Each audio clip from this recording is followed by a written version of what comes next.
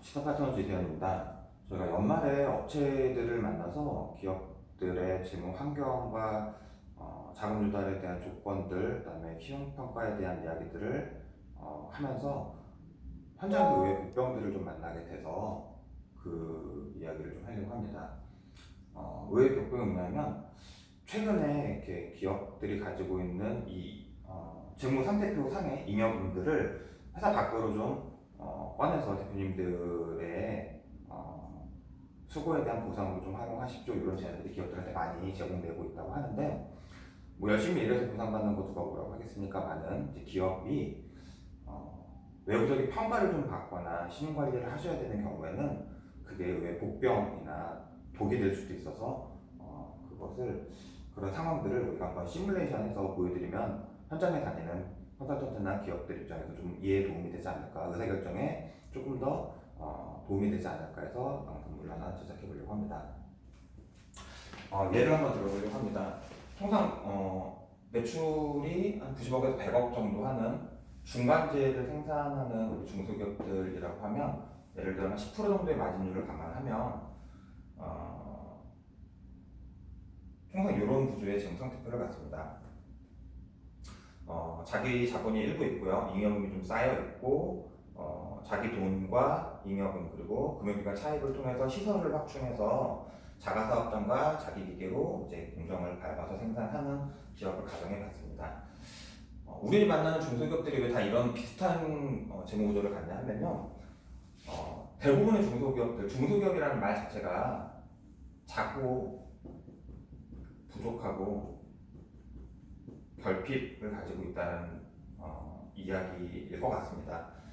뭐가 부족하냐? 돈이죠. 그래서 대부분은 중소기업들은 투자를 받거나 혹은 차입을 통해서 목적하는 사업에 재원을 마련합니다. 금융기관에서 부채 비율을 평가할 때 자본총계 대비 부채 비율로 가장 문제삼지 데드라인이 한 300% 정도 되니까요, 대부분 거기에 맞춰서 재무결산을 합니다. 이 기업 같은 경우에도 뭐 자본총계 20억이 부채 총계 60억이면 부채 비율을 정확하게 300% 떨어지죠.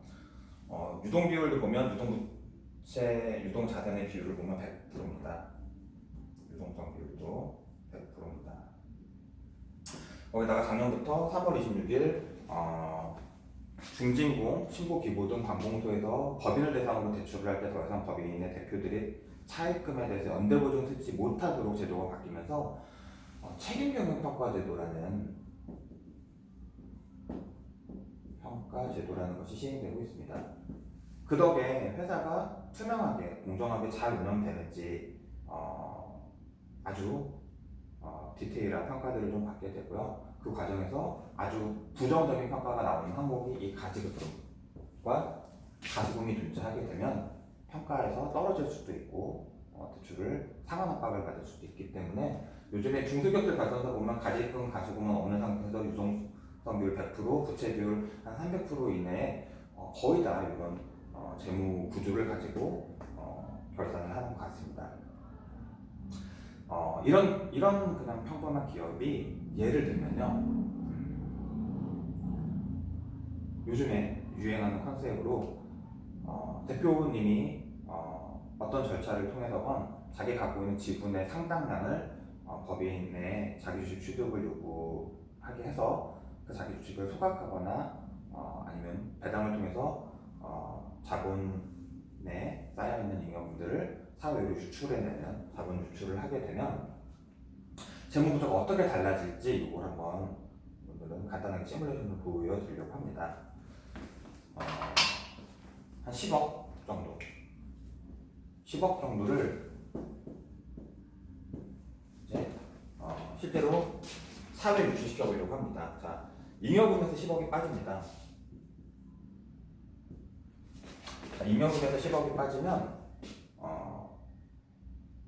그게 배당이 될 수도 있고 자기 주식 취득 이후 소각이 될 수도 있고요. 뭐 어떤 방식이 됐건 간에 10억 정도를 사외로 유출시킨다 라고 하면 잉여금이 18억에서 10억을 빼니까 8억이 됐고요. 그러면 자본총계는 10억이 됩니다.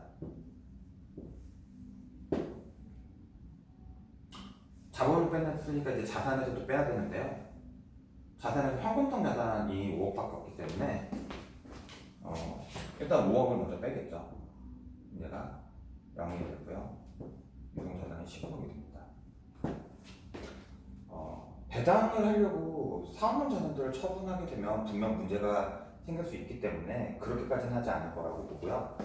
10억을 세무 처리해서 대표님이 가져가는 걸로 처리했는데 현금 5억만 빼갔다라고 하면 5억은 못 가져간 돈이 되기 때문에 그 5억은 대표이사 가수금으로 이렇게 잡히게 됩니다. 그러면 유동자가 증가하는 모양새가 되겠죠. 그러면 부채 총계도 늘어나고요.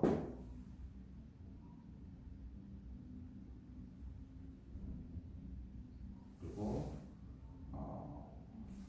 자본 총계도 75억으로 이렇게 달라지겠네요. 영업 현장에서 제한받는 많은 기업들이 실제로 제한받은 금액만큼을 사회로 자본 유출을 시키게 됐을 때 발생하는 재무제표의 변화입니다. 이렇게 됐을 때 기업의 신용등급이나 신용등급에 영향을 미치는 주요 재무 비율들에 대해서 한번 검토를 해보면요. 일단 자본 총계와 부채 총계를 따지는 부채 비율을 보면 10억에 65억이니까 650%입니다. 부채 비율이 기하급수적으로 늘었죠. 분명 신용등급상의 문제가 생길 것이고요. 부채 비율을 아주 중요한 의미로 평가하는 금융기관에서는 부채의 상환, 차입금에 대한 조건의 개선, 악화를 요구할 수 있습니다. 특히나 우리 제조기업들, 중환자를 만드는 회사들이 금융기관에서 차입금을 통해서 운전자금, 매입비용, 그다음에 시설이나 부동산 취득, 자가사업장에 대한 시설자금들을 사용하고 있다고 하면 이 지금 표상의 예시를 들면 50억에 대해서 금융비용이 1%만 늘어도 연 5천만 원의 비용이 증가하게 되죠. 더 무서운 건 현금자산이 없는 상태에서 이 부채에 너 신용등급 떨어졌으니까 10% 갚아 이렇게 되면 대표님이 어거지로 회사 밖으로 빼냈던 재원들을 회사에 다시 가수금융으로 집어넣는 방법밖에 없을 겁니다. 투자기관에서는요, 투자를 할까요? 재무비율도 안 좋아졌고 투자를 하고 나서 혹은 대출을 받고 나서 그 돈을 오너의 보상에 고스란히 사용하는 회사에 투자자들이 신규 투자를 제 생각엔 하지 않을 것 같습니다. 그래서 기업들이 요즘 현장에서 많이 제한받는 법인의 잉여금, 자본 유출을 하게 됐을 때 재무 비율이 어떻게 변화하는지를 간단하게 한번 시뮬레이션을 그려봤습니다. 부채 비율이 급증하고요. 유동 비율도 유동자산 15억에 유동부채가 25억으로 늘었을 때 유동성 비율도 굉장히 떨어졌겠죠. 거기다가 금융기관에서 가장 안 좋게 평가하는 가지금, 네, 법인과 법인 특수관계자 간의 거래에서 분명히 감점을 받을 겁니다. 몇 년 전에 유형처럼 던졌던 퇴직금도 마찬가지입니다. 저렇게 1년에 10억 내외의 순이익을 갖는 기업들이 퇴직금 2, 30억을 일으키게 되면 어떤 문제가 생겼을까요? 그 해 손익 계산서상 결손이 발생합니다. 적자 기업이 되죠. 당연히 기업의 신용평가나 금융기관 평가하는 지표, 수익성 지표에 굉장히 안 좋은 영향을 미쳤을 것이고요.